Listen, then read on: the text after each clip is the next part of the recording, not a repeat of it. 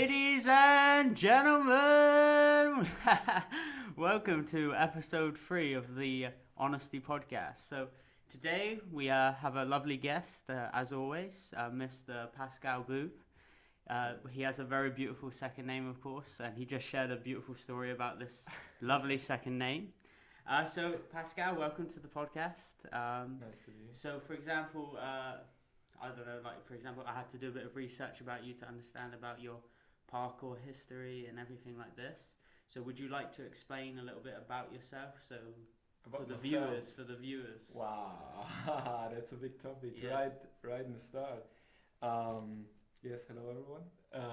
I'm Pascal, and I wouldn't tell me like parkour athlete or even the topic parkour. I'm moving on. Like for me, it's like I don't want to specific myself with one word or something like Yeah. that.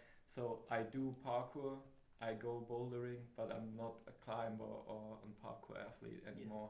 Like that's what I used to be in the past, but I figured out for myself that my way of expression is more like communication and creativity and doing stuff like that. So creativity is is in my training. So Yeah. what I do is like creative, but yeah, I wouldn't tell myself anymore like a parkour athlete or something like that.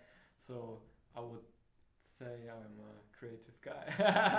I mean, to be fair, man, like I like started this podcast. It's always very difficult when someone says, "Can you explain yourself Yeah, to the 100%, viewers?" You know, it's almost 100%. like for example, when you're young or even when you're not young and you have a job interview for the first time, and Mhm. they say to you, "Can you tell us about who you are?" And you think to yourself, "Fuck, I've never really thought about that entirely." So it's a very challenging question in itself. And man, like when I was doing some research about you, I know like we're friends from friends, and now we're friends. But I wanted to understand like how you've like developed over time and stuff like Mhm. this to try and put myself in your position and see through your like lens of life, right? And one of the things that I found super interesting when I was doing some research on you is when I found like this German article. Obviously, had to translate everything into English because my German's horrific. But I remember I even wrote it down. For example, when you were first introduced into like parkour by like one of your friends at a LAN Mhm. party, right? Is Yes, that right? Yeah. that's 100% Okay, so correct. my Yeah. research is right. Thank God. And you said like you did not realize that it was humanly possible to do that. Yeah. And like what happened in that moment? Like for example, like you introduced, like you were shown videos of, is it David Bell, right? Yes. So Yes. who's the founder of parkour? Mhm. So you were shown videos of him, and then what happened in your mind? Was it like an instant thing, like fuck, this is so fucking cool, I want to do this? Was that what it's Yeah. like for you? For me, I was I was kind of into computers and even building, setting up computer systems and also working on the platine as well. Okay. So I was really into that topic. And then we were at the LAN party and we're playing Counter Strike. So I was quite good at it. And we also played in leagues and were attending on tournaments and stuff like that. So my teammate showed me a video of a BBC commercial back then of David Bell, who were doing a really big gap from one roof to another, Mhm. and I wasn't. I was thinking like this is not possible. This is stunt work and stuff like that. And then my friend said like, no, it isn't. This is parkour, and I was like, what is this? What is the name of it? And I was directly becoming like fascinated by it. Yeah. And in the same night, we went out. It was 3 a.m. We went out and did our first like jumps from wall to wall, and that was also the moment everything shifted because when you do computer stuff, when you're playing a lot, and we were achieving stuff in a digital world. We were achieving so much, and the feeling of you like you done something great today, like you won a tournament or something. That's like really what give you a good feeling, but it's not real. I can tell someone, yeah, I won this tournament, but it's nothing like what is in the realistic world. And then I went out in the same night and I did my first jumps from wall to wall, and there were small gaps, small walls, but I directly had the feeling of confrontation with concrete, with danger, with reflecting myself and check on myself, on my abilities to do something. And I got directly feedback, and when I passed the jump and when I did it, I had this fulfillment what was real. The next day I can go there and say I jumped from this wall to that one, and then everything can understand that, and at least when they stand there they will feel what I felt back then. So yes, for me that was directly something that is so real and so honest and so cool on the other hand side, because you're outside, you have to reflect the whole time yourself, and also like getting challenged and looking for challenges. That was also a thing what have a huge impact on my whole life, because now I see challenges, I can clarify them, and I can do them like in every way of my life. So you feel like that basically parkour like essentially was a teacher for you. 100%. It helped you become like who you are today. So like I know, for example, like we spoke about it before, like you created your own company, right? And the name's Ashigaru, which is the name of the team that you were in, right? And this is the name of your business as well, right? Yes. Okay, so for example, with this philosophy, do you feel like you will kind of instill this idea into your company as well? Because like for example, when we spoke in the kitchen earlier, you were speaking about the importance of understanding people's perspectives and empowering people. So do you feel like this confrontation with parkour and confronting fears, overcoming them, and being able to like tick the box and say, yeah, I did that, do you feel like you will kind of embrace the same philosophy in business as well? 100%. Yeah. Yes, 100%. Because I didn't have any clue about business or anything like that. And through parkour, I also entered this world. Like, we set up a website, and then newspaper cam passed by and say, you're jumping from wall to wall, you're doing this parkour stuff. Yeah. You want to do an interview? And I was like, yeah, if you have the feeling it's worth it to talk about it, then let's do this. And yeah, so I did my first interviews, and afterwards there were coming agencies and read the article in the newspapers, and then they asked us, like, you want to do a show or production or image movies and stuff like that, and they don't have any clue about business. So I was like, yeah, you want to pay me to do stuff I like to do? Like, it's unreal. Kind of surreal, it's unreal, yeah. And then I had a lot of conversation with my parents, my father, who was into the event manager. He had his own like hall where he organized events and stuff. So he had a clue about prices and business forums and stuff like that. So he was kind of my mentor. But on the other hand side, parkour taught me like there is no help for you. Like it's like you're climbing a tree and then you can't go down. Yeah. You're basically fucked. There is no one who comes to you and say, I help you down. Like you're lost then. So I had to learn to climb down by my own, or climbing up by my own as well. So yes, I think parkour is a very good thing to be self-teaching and learning a lot by yourself, and that was parkour brought me. And in the same way, when I entered the business world through parkour, I had like the best base for learning business. Yeah, man, that's really interesting. One of the things I thought was really crazy about it is like when I listened to you speak and you say that like it was amazing that people want to pay you to do what you want to do. It's almost like, what the fuck, man? These guys want me to, like, these guys are willing to pay for me to do whatever I want, kind of thing. That must be like unbelievable feeling, because, for example, you must get this element of freedom, you know, that like other people can never really attain. It's like I watched an interview the other day with, I think it was Joe Rogan, right? And he was speaking to like Wiz Khalifa, you know, the rapper. And Wiz Khalifa was saying about something along the lines of like his life is like freedom, you know, like he does what he wants, but obviously he works very hard, and I imagine it's exactly the same in parkour as well, right? You love what you do, but it's very physically challenging as well. But like, how is that? Like, how is that to be a professional parkour athlete, and you literally love every day you wake up? Every day you wake up, you think, "Fuck, I can't believe this is my job. This is my career." That must be so unbelievable. Yeah, that's maybe the case when you are Wiz Khalifa or when you are a famous football player. Yeah. But the real life is a little bit different, you know. When I decided to do professional parkour and free running, it wasn't like that.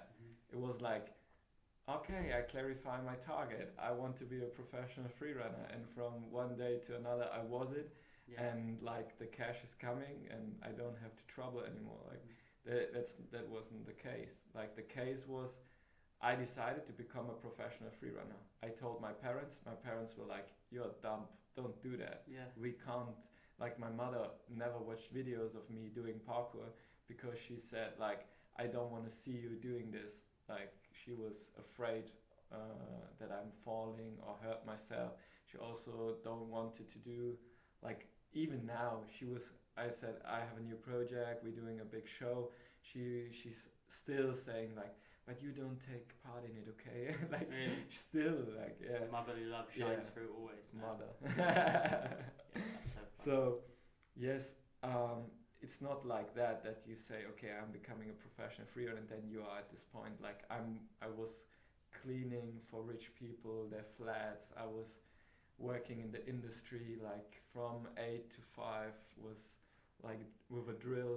I made like holes into squares, and then they put screws in it and like stuff like that. I did a lot of shit works. Then one big job was coming in. I get the money. I was what is it?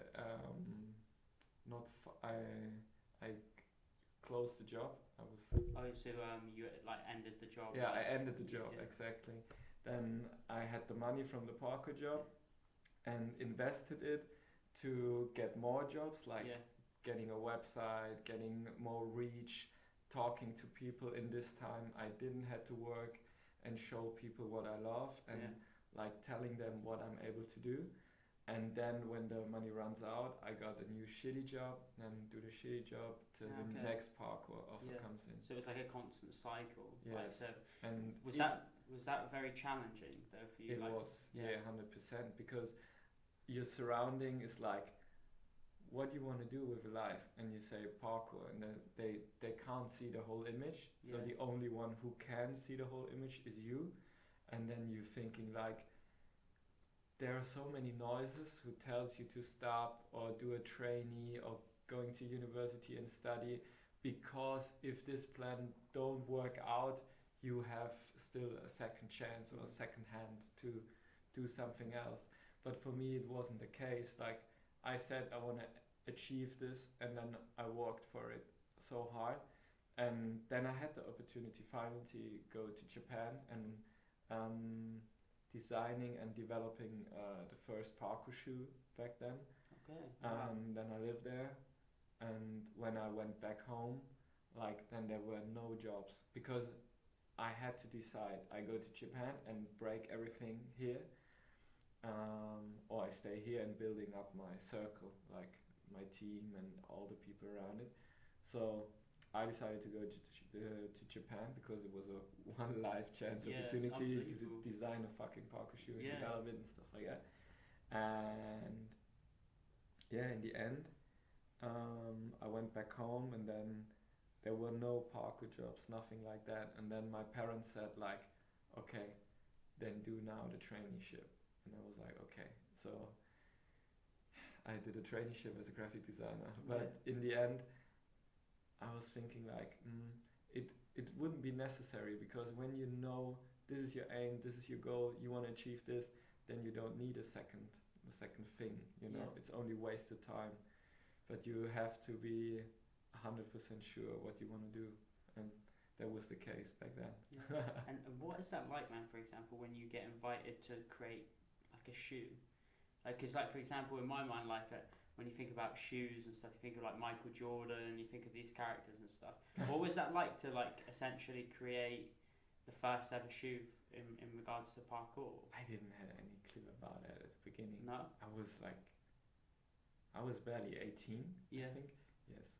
So before that, we did a lot of like traveling around stuff for the brand, and we went to different clubs, nightclubs, and different cities around Germany, and just were doing promotion for the company, for the shoe company, and then they said like, yeah, and give us feedback, give us more and more detailed feedback, and then yeah, in the end it worked out that I had the opportunity to give my feedback, to be at the first place, at the first ranks, and tell them what is bad, like, or what is good at the shoe. Yeah. Yeah. In the end, it was like I was barely 18. They were business people, and in the end, they kinda give a fuck about our opinions about the scene. And in the end, the shoe wasn't successful because the price was way too high. It looked like shit. That was all things I told them. Yeah. But they don't listen, man. They just think about the money kind of thing. Yes. I was telling them like, if you do a shoe for $120, nobody will buy it because the parkour scene don't have money. Yeah. Like, you have to do it cheap, and they didn't listen to us, and then they didn't have any credibility in the parkour scene. So yeah, it was like when you have the big names in the scene, they wear your shoes, then a part of the community will wear it because they're fanboys and stuff like that. But if there is no deeper meaning, then you won't have success. That's my real biggest thing. What I believe is like great meaning. Like that's the most important thing for me. If you do a company, if you run a company, it has to have a meaning. Don't do products who are out there doing shit like only for money reasons or stuff like that. Then you won't be successful in my eyes. Even you drive a Porsche or have a nice house or stuff like that. That's not what I'm aiming for. No, that's really cool to hear actually. And when I was speaking, like we have to explain to the viewers, right? I live with a guy called Sasha, right? And Sasha was telling me like something very interesting about you, and he said that as part of your training regime, or you did an event and you were able to meet Tom Cruise. Is that right? Yeah. And what was that like, man? Like, for example, this is kind of an interesting question. This is me asking you because I know this is a little bit off topic, but what is it like when you're like confronted with someone that's that famous? Like, how do you feel? Corbin Reinhardt was also there, if you know her. I don't know. No. She's she did some Marvel movies, and also she's Robin in How I Met Your Mother. Ah, her. Yeah. Oh yeah, I know who she is. Yeah. And I chatted mostly with her. Yeah. Because I was thinking, nice. Because I have more like attractions to How I Met Your Mother than to Tom Cruise. Yeah. Because I think I saw Mission Impossible 1. I'm not even sure about it because I've heard he does the most of the stunts by himself, but I wasn't more like, oh yeah, Corbin Reinhardt, like than him. But do you know Reptiloiden? No. Reptile humans. It's like conspiracy theory at the highest grade. Yeah. I don't believe in the shit, but when I saw him the first time, I was like thinking, okay, maybe the conspiracy theories are right. Because he looked so clean, and like his hair, his skin, everything was so perfect, and it was like I don't know the English word when you have to glue paper on it, like the tacker. Like the stapler. Stapler, exactly. So I had the feeling like his skin was stapled to the backhead of his, because his skin was so like on point, everything was on fleek, his hair. Magic, man. It wasn't surrealistic. Yeah, even his hair and everything looks so like a robot who was dressed like a human. That was the feeling I had.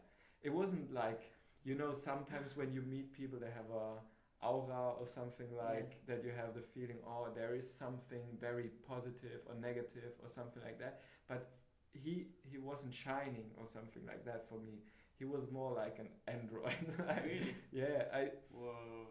I didn't talk that much. Maybe 2 or 3 sentences. He gave us some props for our moves and what we do, and he likes parkour. And yeah, we talked about like the stunts and not about his beliefs or something No, like of that. course not. Not religious stuff. So I had the feeling he was a nice guy, but from his optic and like what he was giving me for feeling for first impression, I was like having the feeling that he's robotic, like Yeah. so used to everything and his moves and like going to this angle, smiling Really? for the photo, chick, and next. Did it, he was like absolutely pro. Like maybe this was also the reason.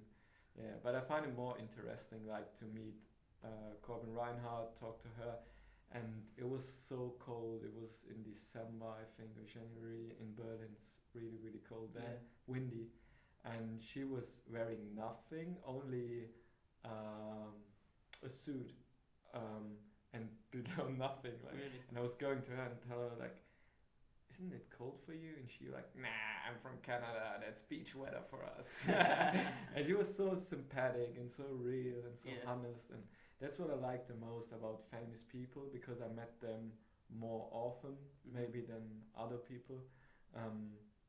Yeah, so this was like what I liked the most, when people they are fame, they have a lot of money, and but they're still so down to earth and can talk with you like a friend. And that's what I like the most. You don't have to be an asshole or absolutely professional only because you have fame or you have money. Like, yeah, that's basically one of the reasons why I wanted to ask you that question, because I wanted to see like what it's like to be in the presence of someone that's so famous. Because you know, a lot of people, they get like gassed up, like they get big-headed, we say, right? So it's like the idea that this fame, it goes to their head, it makes them feel like they're superior, right? And I just wanted to know, because I've never really met anyone who's like world famous like that before, and I just wanted to understand your perspective of that and see like how you would handle certain situations like that. And also, I wonder if like, because of your kind of philosophical approach in regards to like parkour, I wonder if that helps you like overcome like these kind of challenges. For example, like for me, I've never really done it. Like I played football when I was young or whatever, so I had a kind of concept in my mind, but like I didn't really have a high level of self-confidence when I was younger, right? So if I met someone like Tom Cruise, I'd be shitting my pants, man. I'd be like sweating like crazy, thinking, what the hell am I going to say to this guy? Because sometimes when you meet certain individuals, you think that you have to change who you are to cater for them, right? But the reality is you shouldn't do that. You should always just try to be yourself in certain situations. So like that must have, like the fact that you were able to go and have like interesting conversations with that actress, I've forgotten her name already, sorry. But yeah, so it's pretty cool, man. It's pretty cool. So you must have had like a good level of self-confidence and belief in yourself, and then that kind of is conveyed in the conversation, and it probably allows those people to open up as well, because they're probably used to so many people just like being the fanboys, going crazy. They must hate it. It must be fucking awful 100%. For them, man. It must be awful. Yes, but about the afraid thing, I had the feeling that I don't have anything to lose. You know, it's only a human. Like, he's also, I hope so, that he's a human. Maybe he's a Maybe robot. he's not. I don't know. Maybe he's not, But yes, in the end, he's only a human, and for me, I had nothing to lose, so I can't talk like he's a regular dude. I had more the pressure or the fear when it's going about budgets and monies, when we have job offers, big opportunities, and also it doesn't involve only myself, then like more my whole team. Then I have like the fear of that I lose something. When I lose the budget, when I lose the job, then it's like sad, because I can't take the opportunity to work with them and show them that I'm worth it. And on the other hand side, it's like sad for my team. Like, they rely on me, they trust me, and I want to lead them to success. So if I don't get a job and everyone knows it, then they're like coming to me like a child to his father. Yeah, did you brought us presents? And I'm like, no. that's kind of stuff when I sometimes, even now, sometimes that I lost my authenticity, like that I'm not authentic anymore. When it goes about like big budgets, and when I met the CEO of Mazda, for example, or some business people. I met the CEO of Ubisoft once. Oh yeah, yeah. And Well, the gaming company, right? exactly, the gaming company, and they made Assassin's Creed back then, and we wanted to suggest them to do a parkour roadshow through Germany to promote the game, and parkour is a big thing in the whole game scenario. Yeah. So for us, it makes total sense to team up with them and work with them on a project. But back then, I had the CEO in front of me, and I was like, "Yeah, can we sit down at the Gamescom?" And the Gamescom is a big fair here in Germany about the new releases and tournaments and stuff like that. And I was asking him, "Can we sit down and have a chat?" And he was like, "Why?" And I was like, "Yeah, to talk about opportunities between us as a parkour team and your company." And he was like, "Yeah, tell me why. Why should I meet with you?" And I was like, "Yeah, because of that." And he's like, "That's not enough. Really? Do you have to say anything more?" And I was like, I have to talk with my team." And then he said, "Okay, goodbye." Whoa. And that was it. I had this one shot, and that's really a thing. I'm used to it now. That was maybe 6 years ago, this conversation. I don't know if, maybe 6-7 years ago. So nowadays I could tell them, like, it's called the elevator pitch. You only have 45 seconds to explain exactly what you want to do or your business concept in 10 words. If you can't break it down, you don't have a business concept. And he was having the conversation by this method, like, and I didn't have it, so he don't want to waste his time. Yeah, and I guess so we like, never worked together. Wow. Yeah, a pity, but it's. But that might be like a blessing in disguise to some degree, right? Because, for example, you know, like this guy, like he gave you the opportunity to speak with him, and maybe you didn't fulfill the characteristics or the traits that he desired at that certain time. But because you didn't, you probably learned that, okay, this is how I need to speak with CEOs. This is how they, because their time is so limited, right? Like you think so many people ask them so many questions. And then when you got some young guy coming up to you who like really wants to do something, sometimes they don't believe in them, right? So it's like, I guess actually in hindsight, you could probably look back on this experience and it could really help, you know, like trying to be positive from something 100%, negative, you know. 100%. I always say I don't make failures, I only gain experience. Yeah. Because it's like the dumbest thing to say, "Oh no, I messed it up, what a shit." And it's like always better to concentrate what are you getting out of it than making it bad by yourself. That doesn't make any sense. Like even if I'm losing a job and then I'm thinking about, okay, why I lost it, like how did it happen, what I can do it better the next time. Did I was too specific? That's also a very important thing. Like for example, I met a girl and everything is nice and we have nice dates and good conversations, and then I say, "Do you want to be in a relationship with me?" Then she only can say yes or no. But if I doing more sharing time, then at one point we will be in a relationship because we finding each other and like seeing by ourselves that we have more in common than we thought and spending more time together, and then we will grow together and then we are together. Like this is the end. And that's also a thing what I've learned, to getting more into the meta layer that you're asking only questions who are getting the frame. Only the frame is important. So, and then you're going from the frame more to the center, to the center, to the center, and then in the end you have the whole frame, the whole picture. Yeah, that's also what I've learned about, because in the beginning, if someone asked to give you an example, like if someone asked, "You want to do a show for us?" then it was like, okay, how many athletes? But it's completely unnecessary how many athletes there will be in the end. It's like more important, what are the conditions, what is the location, how many people will see the show, because then I can give the answer to the customer. I can tell them, you will need 10 athletes to make the stage full, for example. Yeah. So I guess it's like more of a natural evolution opposed to like forcing it, right? Yes. It's like over a period of time you've learned how to deal with certain things. You kind of learn the best possible approach, and then that's kind of much more natural for you to follow that kind of route. It's cool if you say natural, because it is in our natural. It would be in our natural view and perspective, but because of our ego is always afraid to die. You know, Eckhart Tolle, maybe he's saying that, and I've heard it from a lot different sources as well, but my girlfriend is reading now the book from Eckhart Tolle, so I was coming directly to my mind, because the ego is always afraid to die, so it have to live. So, and the ego is like full of emotions and want to have answers, want to be secure, wants to be alive. Yeah. So you will ask so much directer and so much with pressure to the other person than being natural and playful.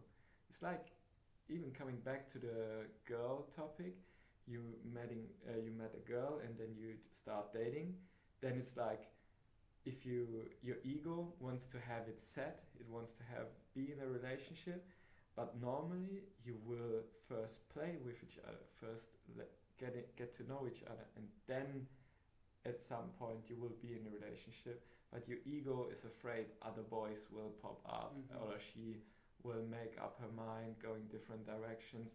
So you have to set before the clock is like ticked out. That stuff is very interesting, right? Like the ego and stuff. And I wonder if it's like, you know, for example, if you read a little bit about prehistoric humans and stuff like this, like in Sapiens, when they speak about the fact that, you know, the idea of humans being part of groups was so important to live, you know, that like being a collective is still part of your mind. So for example, the idea of having a relationship, it's like if you're a single individual in a prehistoric world, you live in a very dangerous environment. You know, there's saber-toothed tigers there, and there's other humans in this tribe that want to kill you. But then you have a wife, and then you can create a family, right? So it's almost like this concept is like punched into our minds so hard that it still exists today, even though our world is so different, right?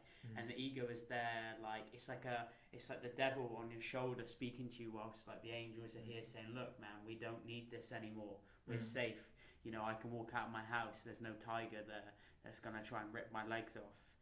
Like the worst thing you can do is walk out of your apartment and maybe someone shouts at you or something, unless, well, maybe here in Wedding, you know. But in nice areas in Berlin, you know, nothing happens. You walk out of your house, you're greeted with kind words, people say hello and stuff. But it's strange that, though, don't you think? Like this egotistical concept, it's very hard, even though we know it's present, it's very hard to completely eliminate it, right? And what do you think about that in regards to like your fight with maybe your ego? Like you must have had like challenges in regards to, like, for example, like some people consider you like a pioneer in Germany for parkour, right? So did this kind of concept of like being a pioneer, did this potentially fuel your ego at one stage, and you believed that maybe you were better than other people, or was that completely wrong? It's completely wrong. That's I never nice, have nice. I never have the feeling to be better as someone else. Never. It's also like what my mother always teach me was, from every person you met, you can learn something. That was what I was learned when I was a small child, and as a small child, I already had very, very good conversations with strangers. I can even now remember what they said, and they passed so much wisdom to me. Like, I'm still thankful for every person I met in my whole life. So I would never say that I'm better or anything like that. It's like, for me, life is like a spiral we all go through, and some develop till here, to this point, and other go further and can even finish the whole spiral and get enlightenment and be like the Avatar or Buddha or I don't know how you want to say, tell them, or Jesus, or I don't know. So yes, it doesn't matter how far you can go on the whole spiral thing, but to going back to the ego thing and to the stuff like that, what I really realized when I was on all my journeys, and I traveled a lot, because for me it was always important to see and get as many perspectives as possible. And I met a lot of time in Turkey. My mother is also from Turkey. And yeah, what I've learned there is that people, the ego is so big there because they have the whole cultural thing, and also they have the drama, the big thing what is like forbidden love, crime, and you can't admit that you did something wrong, because when you say that is wrong, your whole family is embarrassed by your misbehavior and stuff like that.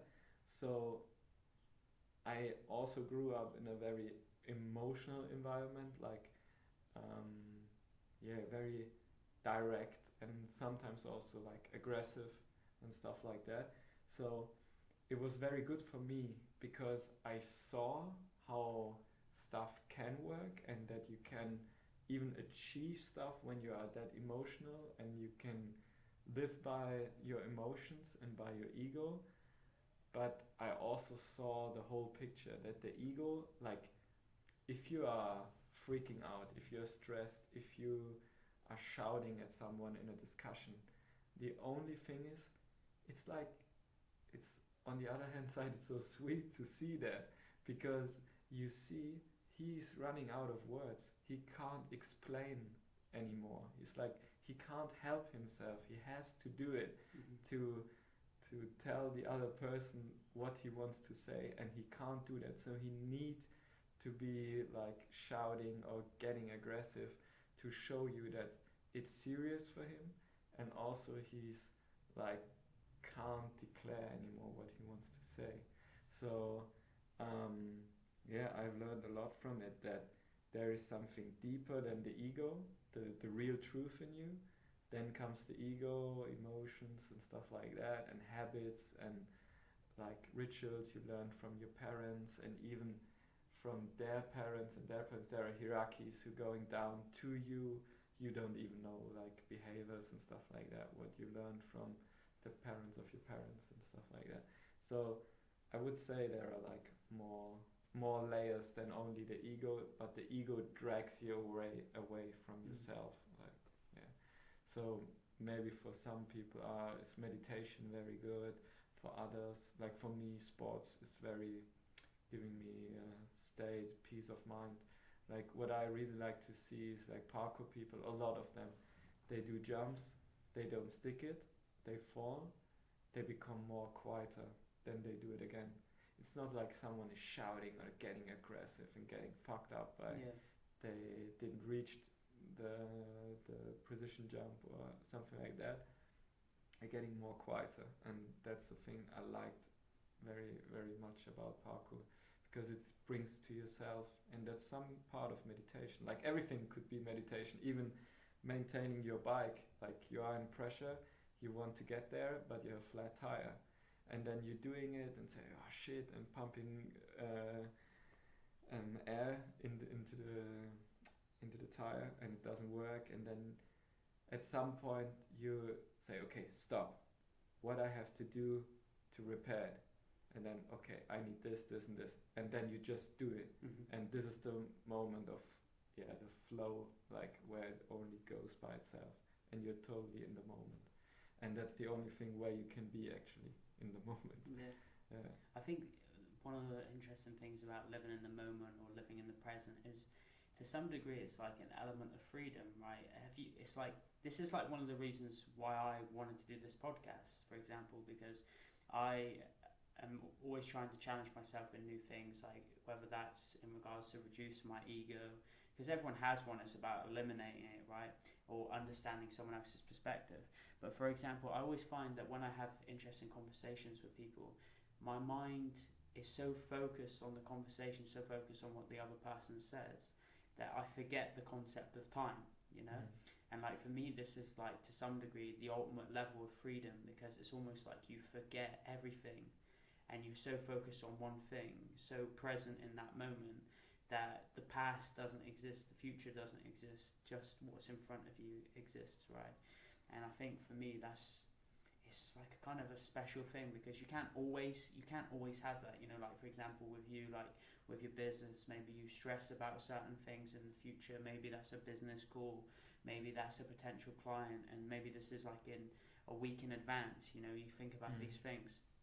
But that's what makes it so special, that when you are in the moment, when you are in the present, and you're so engulfed by whether that's like, you know, fixing your bike, or, you know, doing a podcast, or running, or I don't know, boxing, anything. It's so nice, right? I can't even really put it into words, that feeling that like it's almost like as if like you're a bird temporarily and you're flying. It's like you feel like that is exactly where you're supposed to be, and it gives you this feeling that wow, this is so nice, you know. That moment, that feeling of time doesn't exist, space doesn't exist, nothing exists, just what's in front of you. It's like finding a purpose in life. It's exactly the same, like getting fulfilled by what you're doing. It's like not, for example, you don't fill your cup with water, you're becoming the moment. That means like you are the moment, like putting the water in it. It's not like becoming the guy who puts the water in it, like you becoming the process. Like that's the thing. And it's a hard thing to keep that in your whole life, or in your whole, like living in the moment. Is even for me, like I'm setting up the company, and I have to think about like I need inquiries, I need to do getting customers, I have to do this project, and I have to think to the future and to the past, like shifting, and also meeting the moment again. Like you can't be enlightened the whole time, because sometimes you have to be like, there is infinity, and your life, like what is ending. What is the opposite of infinity, by the way? I don't know, actually. Huh? I actually have no idea. The opposite of infinity. Yeah. There probably is an opposite, but like Okay. I actually don't know it. No. Okay, you have the infinity, and then you have something what is ending and not infinite. Yeah. So yes, the thing what you have to find or realize is enlightenment is infinity, because it doesn't have a start, or you are in the moment. It has no end, correct? Like this is really being in the moment is enlightenment at some point. And then you have to go back to your normal life, to your regular life, and then you have dates and schedules and disappointment and love and so many feelings, and the whole thing what is attached to your system life, to your regular life. And at some point I realized I don't want to be enlightened the whole time. I don't want to live in every moment to every time, because I was at this point, and even once a year I go for 1 month to another country without mobile, without any social media stuff, without anything, like not reachable for the outer world.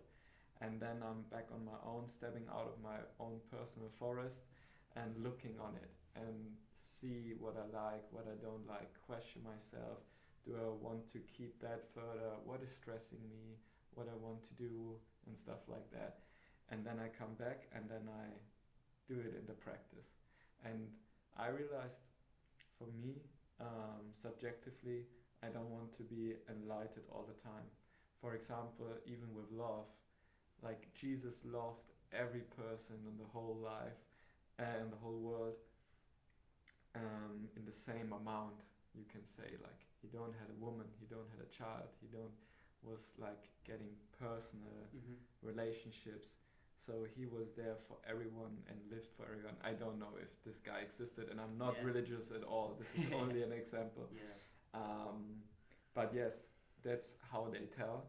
And then there was a woman who had a stroke. She was living in America, and she had a stroke. And afterwards, she had the same thing. She loved everyone the same, even the mailman and her child, her husband. She said after the stroke, she couldn't feel less or more for anyone else. Like she loved every person on the world, the Jesus thing. Like yeah. And then I realized for myself I don't want to have this. It's like for me, I want to have a favorite person. I want to have like friends, an inner circle. I want to work and do stuff with these guys more because we share stuff like that. And yeah, it's for me that's something I want to have. I can't explain it to 100% why it is like that, and why I don't want to achieve this. For me, it's like I explained it to myself very romantic that I said, okay, universe is expanding and dragged, like it's moving the whole thing and it's infinite. So yeah, maybe that is the reason that I say maybe not in this life, maybe in the next one I will become enlightenment and then I will like it and have no personal relationships. But for this life, for me, it does make sense to have one person, to have a circle of trust, to have stuff like that. I literally share exactly the same kind of ideology as you in regards to that. Like for example, like when I was younger, I used to have put a lot of trust into other people, and then I would get not always betrayed, but you know, sometimes a friend would do something that really upset you, you know, or they'd say something about you in regards to other people. And I felt like as I got older, I learned that in life sometimes you have to identify the people that you can trust, right? And then they become like your inner circle, and these are the people that you really care about, and these are the people that you'll do anything for. And to some degree, it makes life a little bit more comfortable, because what happens is when someone who's horrible, who says some bullshit about you, you say to yourself, are they in my circle? And if the question is no, I say, I don't give a fuck about you, you know? And to some degree, that in my mind makes it much easier for me to walk down the street and always like try and be happier, because if someone who has absolutely no value to me, or for example, they bring no value to me, in like regardless, so for example, if they're very negative in life and they're being negative towards me, they're being negative towards my friends, they're being negative towards herself, how am I, what's the purpose of me interacting with those people? Like if I was to say, oh, I love this person, I'm lying. I'm fucking lying, man. So I share that concept as well, and I feel like for me it's just about ensuring that I am happy, right? Because I think if you always maintain this element that you keep other people happy because you want them to perceive you as a nice guy or a nice girl, then you're actually creating happiness for others at the detriment of your own happiness. And when you're not happy, you can never enjoy your life properly, you know? So I think maybe some people would argue that that's a selfish approach, and maybe I am a selfish person, but I'm happy doing that kind of thing, because what I'll do is I'll share my kindness, or share my love with the people that I actually care about, you know, and give them my time. And you know, like you said, the universe is expanding, right? So you can't share love with absolutely every single person. I just don't think it's possible. But obviously some people, yeah, it's different. Like for example, like in Britain, we have a famous boxer called Tyson Fury, right? He's the lineal heavyweight champion, and essentially like he went through like a lot of personal issues and stuff like that. And then after his fight with depression, his mindset is very clear that it's changed and it's evolved, and he's a very loving person. But he focuses on like people who are depressed, you know, ensuring that they're like uplifted and stuff like that. So there's these people that go through struggles and stuff, and they kind of become enlightened to some degree, and that enlightenment gives them like a kind of energy, gives them some kind of power to take them to the next level, right? But I feel like for me, I'm not at that level. I haven't had something which is like categorically changed who I am, you know. So I think that's something maybe for the next lifetime, right? Yeah. So do you believe in reborn? To be honest, I've never really thought about it, but I kind of don't, but I would like to. Do you know what I mean? It's one of those concepts that I've never really thought about entirely. And I don't like the thought of like, hey, like when everyone dies, you all of a sudden go to like some black room where you're just sitting there all day, like all night, with no one to talk to and stuff. And the concept that as well, like when you close your eyes for the last time and you never wake up again, like it's kind of a scary thought, but at the same time, I feel like I don't think about it. I don't think about it. I don't worry about it. You know, like I think it happens when it happens, kind of thing, and then you face it when you face it. Like I think the idea of being worried about it or thinking about something that doesn't really matter. Like I try to have this idea where if it's not in my control, don't try and control it. Don't try to control it because you'll only spend energy on something that literally you can't change.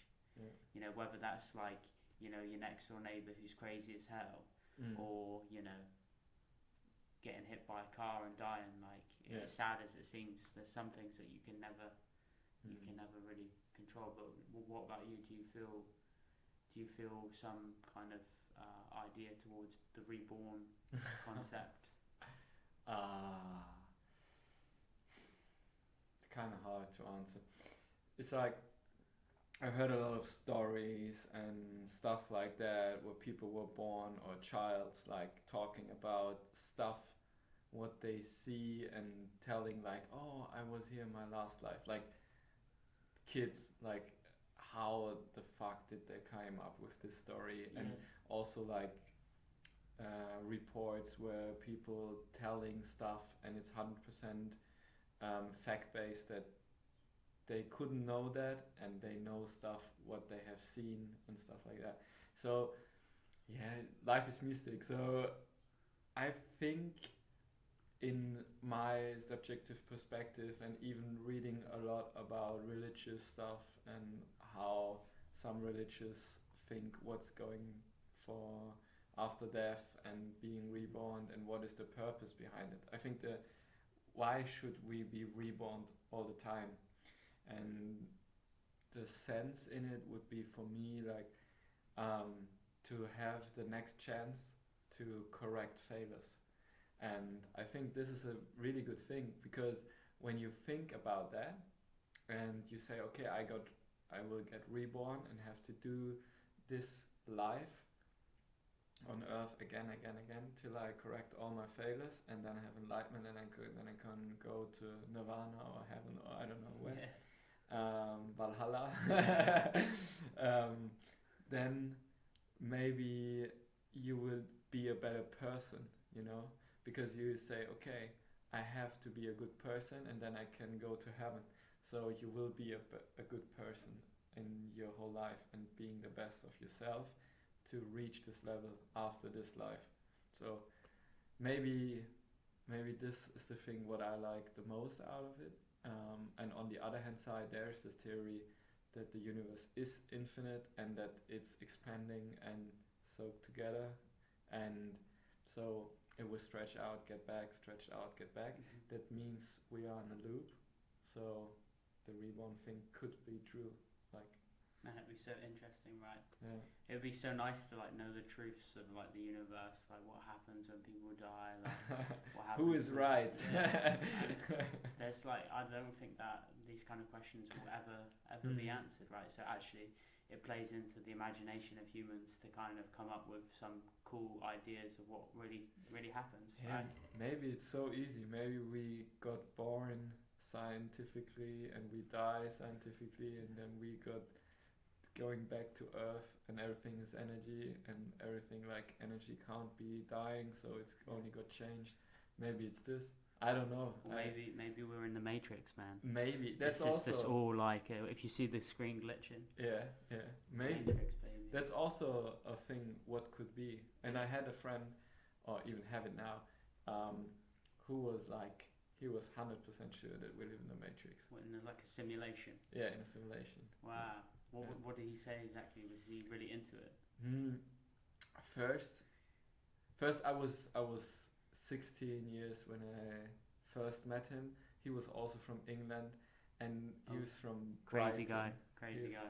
Yeah, and his dialect was like I didn't understand. I was heard so many times. I was like, can you say it again? Can you say it again? Even my English is not very good at all, so I'm sorry also. No, man, it's good. Don't For worry. the podcast. So yes, and then he was explaining to me, and I was like, "Can you say that again?" And at one point, I was like so embarrassed that I didn't ask again if he could tell me that again. But he was so obsessed with it because he said like the whole system we live in, the way how we get schooled and then we got into our jobs and the perspective we have with all these rules in our society. And he's also doing parkour, so he was thinking all this freedom what parkour gave him, he couldn't understand anymore why the police show up and tell him he do something bad and stuff like. In England it's pretty hard because they put parkour under the law of like the same like pissing somewhere in the public. Like it's the same. It's not cool. Like they have also a law for it. So yes. At this point I think he was thinking like this only could be the metrics to hold people down, and parkour was giving him that much freedom, so he broke out of the metrics and wanted to reach his hand to all the people and help them to get out of it. Because that's also a thing what I realized through parkour. It's like when people come to my workshops, they were always like, I was telling them jump over this box and they were like, how? And then I had to explain and give them so many infos and briefings. Like they completely mislearned how to learn by themselves. And Steve Jobs once said like there are 3 different types of learning, like from experience, from reflecting, and from like calculated stuff. Like I give you a present, then you will give me a present back. Like this how society thinks these days. Oh, I can't speak for a whole society, but it's like what Steve Jobs said. The most of the Western folks think like that, and he was a time in India, and he said the people from there, if a kid touched the fire, they let him to learn that the fire is hot, and we are like telling the kid, no, don't touch it, it's hot, and trying to school and form. You know, if you tell a kid fire's hot and it trusts you and believes in you, maybe they get scared. Like also what I saw in Turkey a lot of times, grown-ups, childs are so many times afraid of wild dogs, or even dogs like in the city. Small dogs, they are afraid of it. And the reason was because they learned from small kids on dogs are danger. Don't go to dogs. They are very dangerous. So they are afraid and they don't know why, but it's like in their belief system. It's like ingrained into them, right? Yeah. I reckon it must be partially because, like, for example, when your parents tell you something from a young age, you're so reliant on your parents. You think about it when you're like 2 years old. As soon as your parent leaves the room or they leave the environment, that's it, man. You can't eat yourself, you can't find food, you're fucked. You'll die straight away, you know. And I guess that means that you have to put your absolute life is put into the hands of a couple people, right? And I remember, for example, it's interesting. I started smiling when you were speaking then, because I remember when I was young, right? My mum was like a bit of a panicky kind of woman, you know, super lovely and stuff, but very sensitive. And something happened in England, like maybe in the late 90s, early 2000s, where like taxi drivers were like abducting women, raping them and killing them and stuff like this. It happened a couple of times and it was all over the news and stuff. And I remember this vividly because my mum would always say to me, be super careful about going in a taxi, like the driver they could potentially kill you, right? But my mum was so fearful in the way that she expressed it to me that it made me afraid to go into taxis for a long time, for years. So I remember even when I was like 16, I went to a party, and I went to a party with one of my friends, Tyler, actually, and we went to get into the taxi, and I waited for him to get into the taxi first, so I felt like it was safe, you know, like, and I remember, I laugh now, because, but you realise the power of like the people you trust, and it's unbelievable how powerful that is in the mind of someone who's young, right? So it's when you see like these young people, like, I don't know if you've ever seen like a Louis Theroux documentary where like in the US, for example, where you have like these collective groups of neo-Nazis, right? And their parents bring their children up into this environment and they tell them that, you know, black people are bad, Asian people are bad, white people are the greatest, kind of bullshit, all of this kind of crazy talk. It's almost impossible for the child to like understand that that mindset is completely incorrect, you know. That mindset is just created from some idea that this is good, this is bad, there's no logic behind it. There's literally absolutely no logic, but the child will never understand that, and it's so unfair, right? It goes back to the concept that life is unfair, and you have to like try to deal with it yourself. But man, some people are just unfortunate in this sense, and it's such a sad reality. Imagine humans would be like turtles, for example. If a turtle is breed, like from the very first moment, the eggs are the parents or the mother who breeds the eggs, they put it on the beach side, and they put it into the sand that the birds can't grab the eggs. So from the very first moment where they were born, they have directly go into the water and they have to make it, otherwise the birds will catch them. And it's like from the very first second of the where they were born, they are in danger. They directly have to know what to do. They only can see their brothers and sisters get killed. That's the thing, what they can see. Okay, the thing that happened is bad, and I have the urge, I don't know why, but I have the urge to go to the sea and go into the water to be safe from them. Like, that's the very first thing. So they building their opinion on life from the very first moment by their own.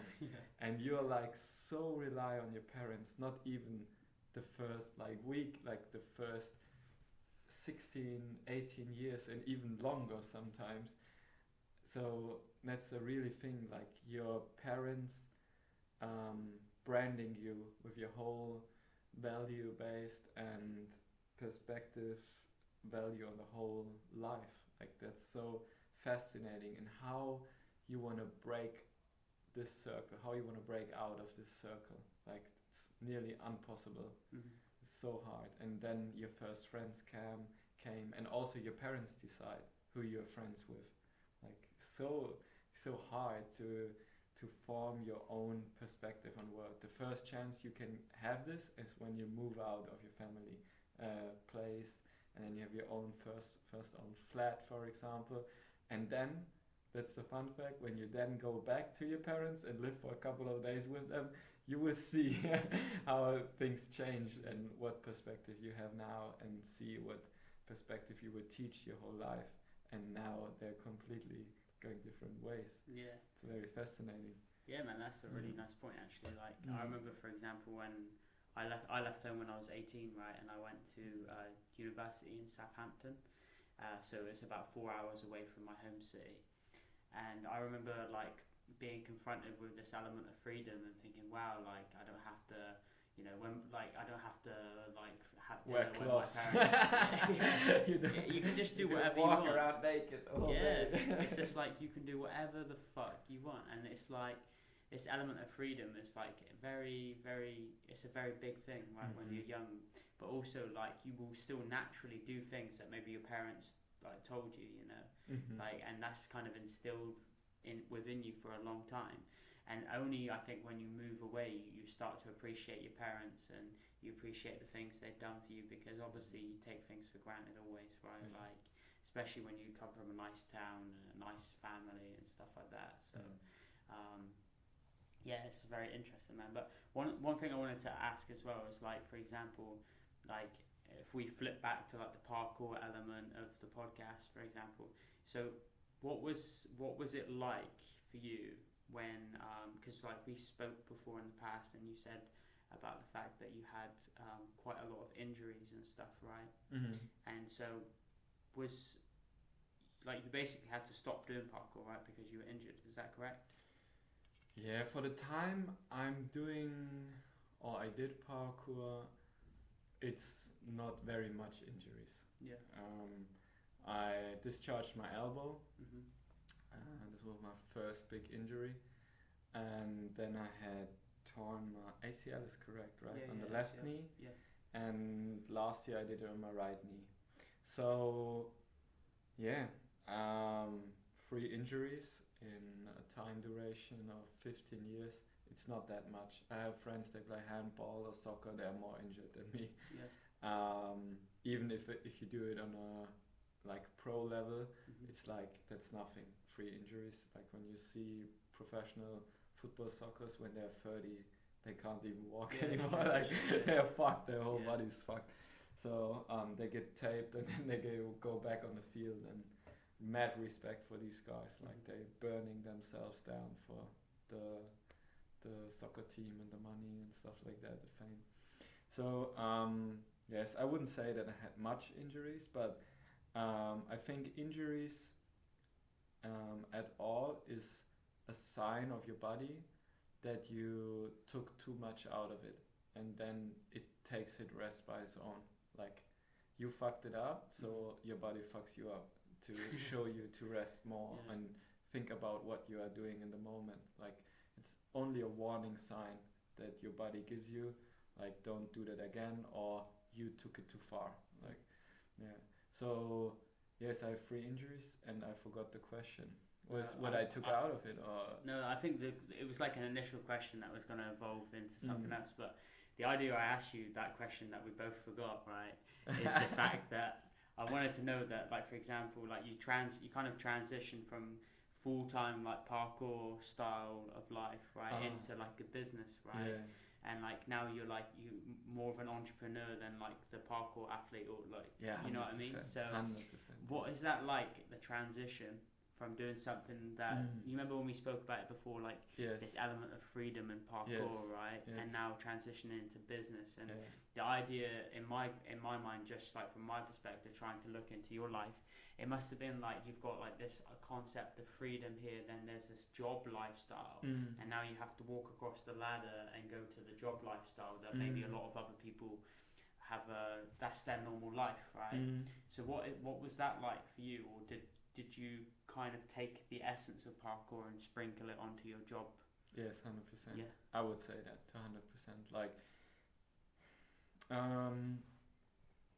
I was also asked a couple of times, where do you got this secure feeling that you are always like this positive, and you say, oh, I want to do it, and then you just do it. You don't have like thinkings about like negative stuff. So I think the main reason is it's coming from parkour. It's the essence from parkour. There is no try. There's only do it or don't do it. Like, and I do it when I feel it's 100% correct. And the first injury I got was, I think it was maybe after 4 years of practicing parkour, and at this point I was a professional athlete. I was working on a stunt set for a German TV show, like the most famous one, Tatort. No, it wasn't for Tatort. It was Ein Fall für zwei, is it called? It's like a detective, but it's like prime time, and sick, man. It was very famous in Germany. And yes, I worked on the set, and I had an off day, and then I discharged my elbow, and then I had to call them and say, yo, I won't come because I discharged my elbow and I have to lay down for 6 weeks and can't train probably. In the time I only made left hand, one hand push-ups, so I trained. But yes, so what I've learned out from it was like, I realized that my passion is relying in creativity and in communication. And we already had the agency running, but I was like kind of the founder of the agency, and also in the same time an athlete who was in the agency. So yes, at this point I realized, okay, I can't do it my whole life because my body has an end, and my sport ability has an end, and also there's a new generation of freerunners popping up who can start on what I reached. And like, for example, I needed a half year to learn one trick because I had to learn it by my own and had to do it like try and error and had to do it 1,000 times, and then a student of me came and asked me how to do it, and I could pass him all my wisdom. So for him, he learned it in one day, what I needed a half year. So I think that's the pioneer work who has to be done, and I was doing it, and now I can teach people a backflip in one day. Like they can learn it from me. Like I can pass it literally to them directly. What were my mistakes, what happened to me, and stuff like that. So at this point, I realized, okay, my career will be done at one point. So I built up the agency to have this bound with the parkour community for the rest of my life.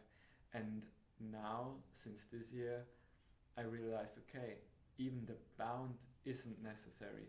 Like, I don't have to be in the community. The community is evolving, and I can have an influence, but it's not my thing to decide for the next generation what is wrong or right, because nowadays I don't even think about like that's a wrong direction what the park community is evolving or not. Like I see it and I look at it and say, yeah, okay, that's the way they want to go for it. Like I don't be bound anymore to them. So I started my own agency now and working on that in the communication field for deeper understanding, for what is your brand really want to say, and getting into the meta layer and really work in that field and understand people, what is this company driving, what is their goal, what they want to do, and then creating something for them, what is like picturing the whole scene and what they want to achieve. So that's what I want to do with the second part of my life. That's exciting, man. You kind of answered the question I was going to ask you. I have a question here that says, what is your current goal in life, and are you building and how are you building for the future? But you kind of answered that pretty nicely already, right? Yeah, quite. One of the things I was going to ask you about as well, like we basically like both spoke about like the idea of creating our own podcast, right? And you said that you're going to create a podcast as well, right? Or you've done a couple of episodes already. So like what is your podcast essentially about in relation to your business, or is it about understanding communication, and what is it about essentially? So the beginning initiation of setting up a podcast thing was the idea to pass on like what we experienced, because in parkour it's quite easy. If I teach you a jump, I can tell you don't do that, or take your arms and do that and that it works. And my idea was to make a podcast and answer question like insider knowledge, what is passed between a telephone conversation. When I talk to my colleagues or people I'm working with, it's like, okay, what is the customer, this and this is that, okay, what they do they need, and like questioning about the project and thoughts we have, because we are more experienced than some other people who want to work to get into the field. Or even, for example, you want to become a very good filming guy, a cameraman, and then you ask yourself, okay, I need a camera and I have like only $500, but then I have the camera and don't have lenses, I don't have a setup to do good photos or do filming stuff, and how do I film and stuff like that. And we want to provide answers to all these questions, and setting up a YouTube channel also as well, where we want to show people how to get into the field, and that on a very authentic and cool way, where we're talking like friends with each other. And an episode could be like you coming up to me and say, hey, I'm doing a podcast and I want to get it better, I want to do it better. And then I would say, yeah, put that shitty table away and take this is exactly what happened earlier. Man, Pascal, he walked into my studio, and we originally had this white table, right, and it was like, man, it was terrible, to be fair, straight out of IKEA. It would rattle when people are putting their drinks down, it would make loud noises and stuff. This guy comes straight into the studio and redesigns everything and makes the setup so much better. So ladies and gentlemen, we recommend Pascal. So very nice, man. Yeah, that's the thing what I exactly want to do. Like, show you how to do it better. And not only from my perspective, in a dialogue with you. Like, why are you doing this? Why you don't do it like that? Yeah. And then you will answer yourself. You will give the answer to yourself. Like, and that's what I want to do with the podcast and with the YouTube videos, to pass on knowledge and even setting questions, what you can take out of it. It don't has to be an answer always. Like, even sometimes, like, someone asks questions and then you also think about, what would be my answer to it? And that's also a very good thing what people can take out of it. So giving the viewers value. Yeah. Nice, man. Well, on that bombshell, as we say, I'd like to thank you very much for joining the Honesty Podcast, episode 3. So thanks, bro. Thanks. Appreciate your time, man. Thank you.